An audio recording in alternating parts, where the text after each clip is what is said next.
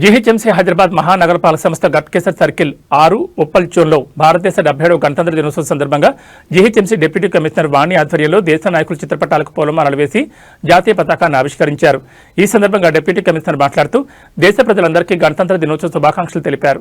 భారత రాజ్యాంగం ఈ ఏడాది 77వ వార్షికోత్సవం జరుపుకుంటోంది. 1947 ముందు నుంచే 100 ఏళ్ల పాటు భారతీయులు స్వాతంత్ర్యం కోసం వివిధ రూపాల్లో జరిపిన పోరాటాల ఫలమే మన రాజ్యాంగం. భారత రాజ్యాంగ ముసాయిదా అంబేద్కర్ నిర్మించిన గణతంత్ర ప్రజాస్వామ్యం దళిత, గిరిజన, బడుగు, బలహీన వర్గాలకు మరియు దేశ ప్రజలందరికీ సమన్యాయం కల్పించింది. అంబేద్కర్ నిర్మించిన భారత రాజ్యాంగం ద్వారానే 1950 జనవరి 26న భారత గణతంత్ర రాజ్యాంగం ఆవిర్భవించింది. ఈ రోజునే భారతదేశంలో ఉన్న దళిత, గిరిజన, బడుగు, బలహీన వర్గాల ప్రజలకు వారి స్వేచ్ఛ హక్కుల కోసం స్వర్గదారులు తెరవబడ్డాయి. ఈ రాజ్యాంగం మన భారతదేశంలోని అన్ని వనరులను అందరికీ సమానంగా పంచడానికి, దేశంలోని అన్ని సమస్త హక్కులను అందరికీ సమానంగా పంచిన రోజు. దేశ ప్రజలందరికీ గణతంత్ర దినోత్సవ శుభాకాంక్షలు. ఈ కార్యక్రమంలో మాజీ ఎమ్మెల్యే సుధీర్ రెడ్డి, మాజీ చైర్మన్ బొల్లి పావని చెంగ యాదవ్, పోచారం మున్సిపల్ మాజీ chairman Boyapalli Kondalreddy, Medchal B block అధ్యక్షులు వేముల మహేష్ గౌడ్, మాజీ ఎంపీపీలు బండారు శ్రీనివాస్ గౌడ్, వైఎస్ఆర్ జీహెచ్ఎంసీ పరిధిలోని వివిధ గ్రామాల మాజీ సర్పంచులు, ఎంపీటీసీలు, మాజీ కౌన్సిలర్లు పెద్ద ఎత్తున పాల్గొని రిపబ్లిక్ డే దినోత్సవాన్ని ఘనంగా నిర్వహించారు.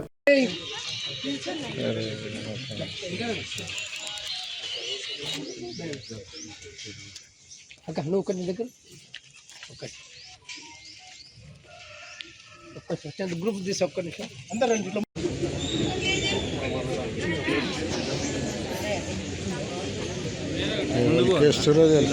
ఎవరికి అసలు వస్తా పిలువని తీస్తాగలే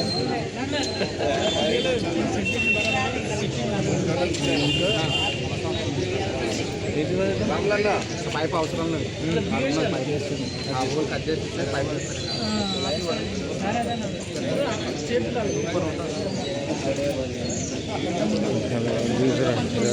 ఏం చెప్తున్నాడు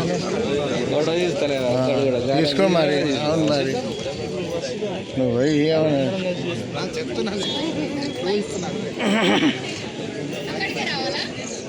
ఏదైతే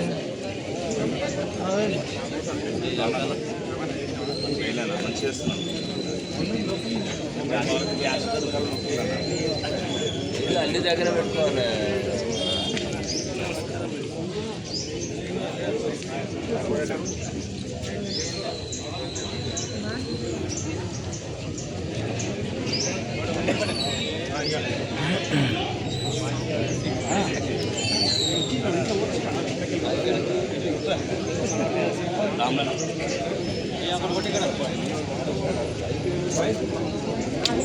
ఎవరికి ఎత్తురో అర్థమవుతలేదు, ఎవరెవరికి ఎత్తురో తెలుస్తలేదు.